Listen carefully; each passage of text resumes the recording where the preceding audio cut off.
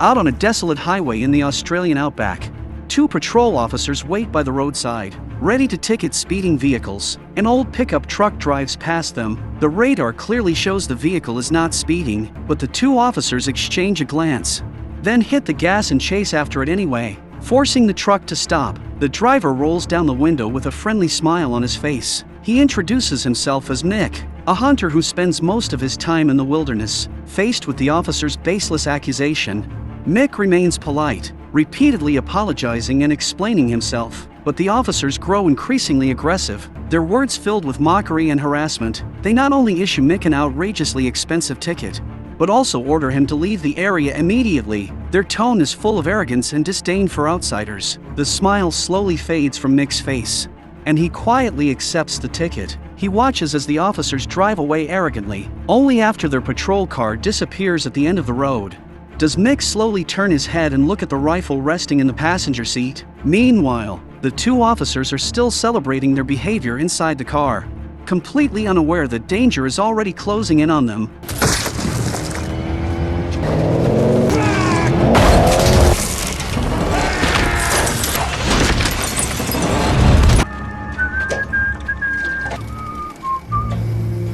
Moments later, Mick walks calmly toward the overturned patrol car with a can of gasoline in hand. He watches as the injured officer struggles on the ground in pain. Without any hesitation, he steps forward and breaks the officer's other leg. Then he drags him back toward the patrol car. He says something that fills the officer with absolute terror. I am a pig shooter.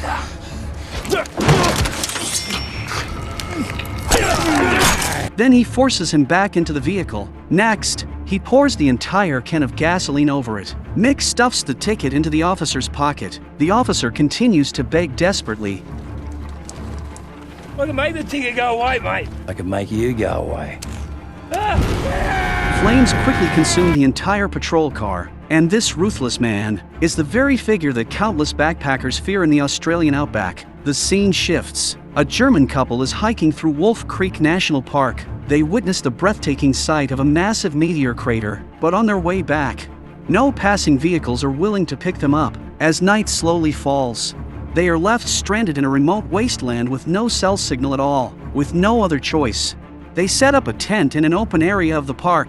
They plan to spend the night there and figure out their next move in the morning. While resting inside the tent, they suddenly hear the sound of a car engine approaching from afar. It eventually stops right outside their tent. Mick steps out of the vehicle and loudly questions them. He tells them this is a national park and camping here is not allowed. Faced with his questioning, Jack quickly apologizes. He explains that they didn't know the rules and will leave early in the morning. Mick then says he can give them a ride to a nearby town. He adds that if rangers find them, they could face heavy fines. Faced with help from a stranger late at night, Jack remains cautious. He politely declines Mick's offer and signals his girlfriend Jen to call for help, but it is already too late. Seeing this, Mick drops his act. Hearing Jack scream, Jen rushes out of the tent. Witnessing the scene, she charges forward in panic. Mick seems to enjoy her reaction. He grabs her by the hair and drags her aside. As a seasoned and dangerous killer, Mick has seen countless moments of life and loss, but someone like Jen,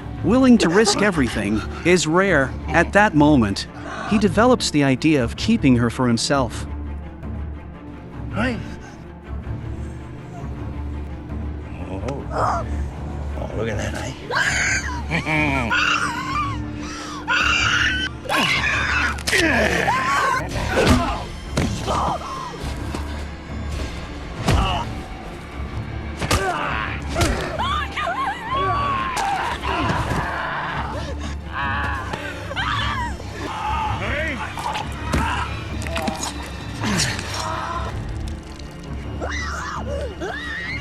In the end, Mick overpowers Jack and knocks him down. Mick quickly loses interest, so he renders Jen unconscious. When Jen wakes up again, she sees a horrifying scene. Mick is handling Jack's body not far away. Overwhelming fear surrounds her. Taking advantage of his distraction, she quietly slips out of the tent. Then she runs desperately into the nearby woods, but the noise she makes while escaping is quickly picked up by Mick. He gets into his pickup and follows calmly. To him, this is just the beginning of a twisted chase. Flare up the ass. Hey, hey.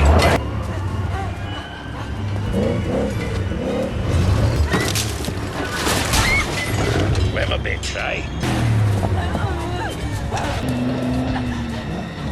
Jen runs frantically through the dark forest. Eventually, she manages to reach a road. She flags down a passing off-road vehicle. The driver is a young man named Paul, a tourist from the UK. Seeing Jen covered in blood and unable to speak clearly, he doesn't hesitate and immediately lets her into the passenger seat. He removes the restraints from her wrists. Before Paul can understand what is happening, he sees Mick's pickup in the rearview mirror racing toward them. Paul instantly realizes something is wrong and slams the gas pedal to the floor. The off-road vehicle surges forward. A deadly chase begins on the empty highway. Mick drives while constantly taunting them. Using the vehicle's performance, Paul manages to create some distance, but Mick refuses to give up and keeps chasing them.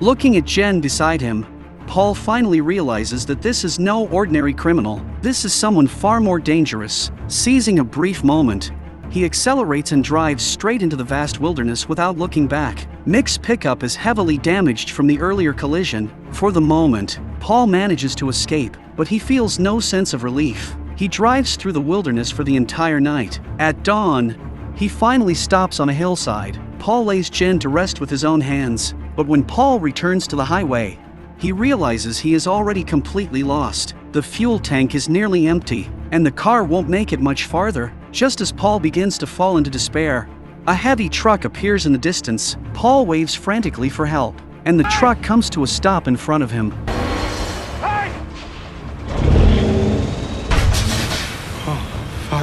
The driver is none other than Mick. Paul quickly jumps back into his car. At the same time, Mick starts his truck again, but Paul is only driving a regular off-road vehicle in front of Mick's heavy truck. It's like a lamb with no chance to fight back. The outcome of this chase has already been decided by Mick. However, on a long uphill stretch, Paul finally seizes an opportunity. He uses a curve in the road to shake off Mick's truck. Watching the truck fall farther and farther behind, a relieved smile finally appears on his face, but that smile lasts less than 2 seconds before something goes wrong. One of the tires suddenly bursts, and the car instantly spins out of control.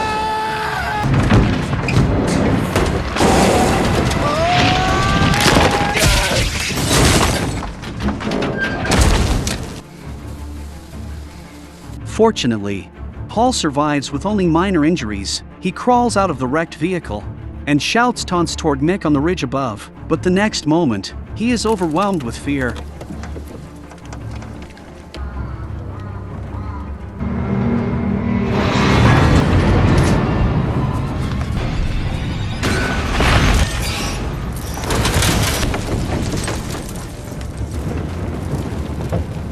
He turns and runs into the wilderness without looking back, heading deep into the barren desert. It becomes clear that Mick let him go on purpose. For Mick, ending it quickly is too boring. He wants to watch Paul slowly run out of strength in this waterless, foodless desert and break down in despair. Everything unfolds exactly as Mick expects. Paul wanders through the desert for an entire day. His water is long gone, and his strength is completely drained. In the end, he collapses on the barren land. When Paul wakes up again, he finds himself lying in a warm bed. A clean set of clothes is placed beside him. He was rescued by an elderly couple living in the desert. They found him unconscious and kindly brought him home. Paul devours the food on the table, believing he is finally safe. But this brief moment of peace does not last long. Soon, Mick's familiar voice is heard outside the house. He has already found them. Henry picks up his hunting rifle and walks outside. He warns Mick to stay away.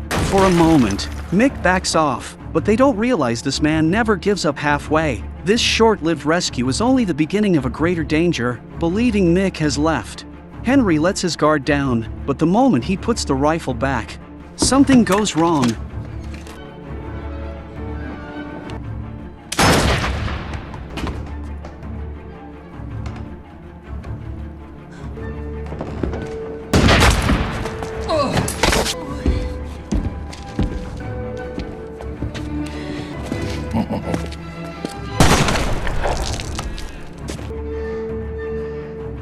Paul takes advantage of the chaos and runs out through the side door, desperately heading back into the desert. This time, Mick decides not to give him another chance. The chase continues from dusk into the deep night. In the end, Paul is knocked to the ground. Mick lashes him repeatedly with a whip.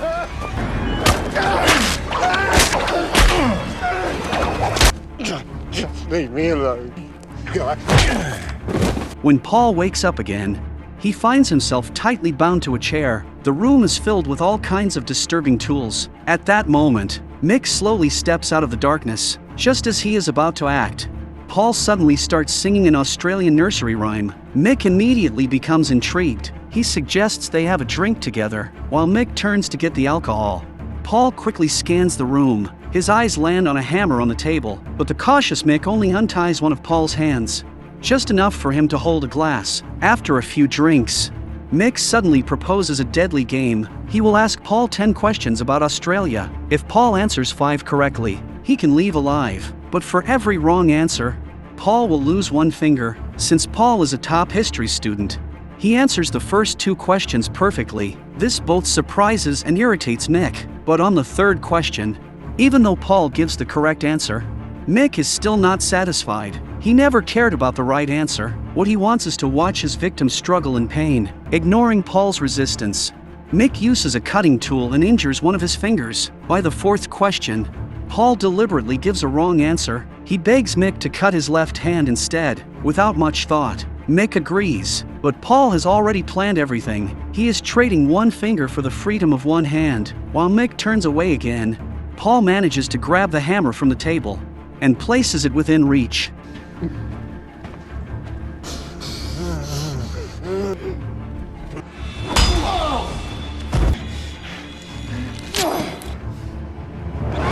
He then grabs a flashlight and rushes out of the room, thinking he has finally found a chance to survive.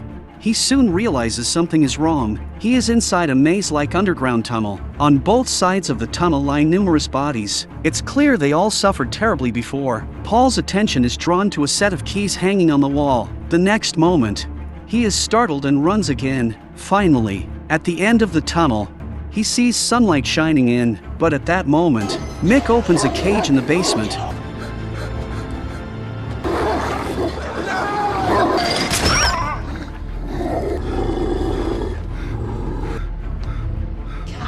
That so-called exit is actually a trap. Anyone who steps on it will fall into a spiked pit. As Mick gets closer, Paul hides behind a rock. He raises the hammer, ready for a final desperate strike. When someone approaches, Paul swings the hammer with all his strength, but he realizes too late that he has struck a woman who had earlier tried to call out to him. In that moment of shock, Mick steps out from behind him.